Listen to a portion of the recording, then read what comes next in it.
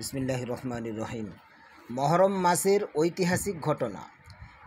এই মাসে আদম আলাইহিসসালামকে সৃষ্টি করা হয়।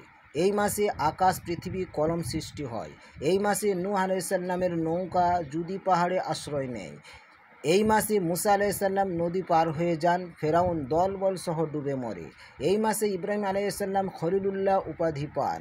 এই মাসে দাউদ আলাইহিসসালামকে আল্লাহ ক্ষমা করেন।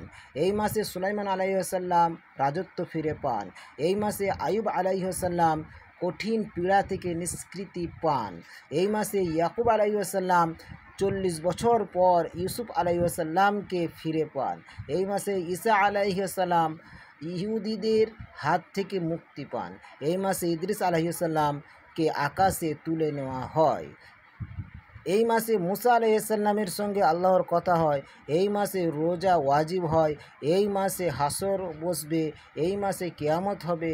এই মাসে প্রথম কাবা শরীফ সাজানো হয়েছিল। এই মাসে হজরত হোসেন রাদিয়াল্লাহু তাআলা আনহু কারবালায় শহীদ হন। এই মাসে 10 তারিখ আশুরা হিসাবে খ্যাত। এই মাসে হিজরি সনের সূচনা।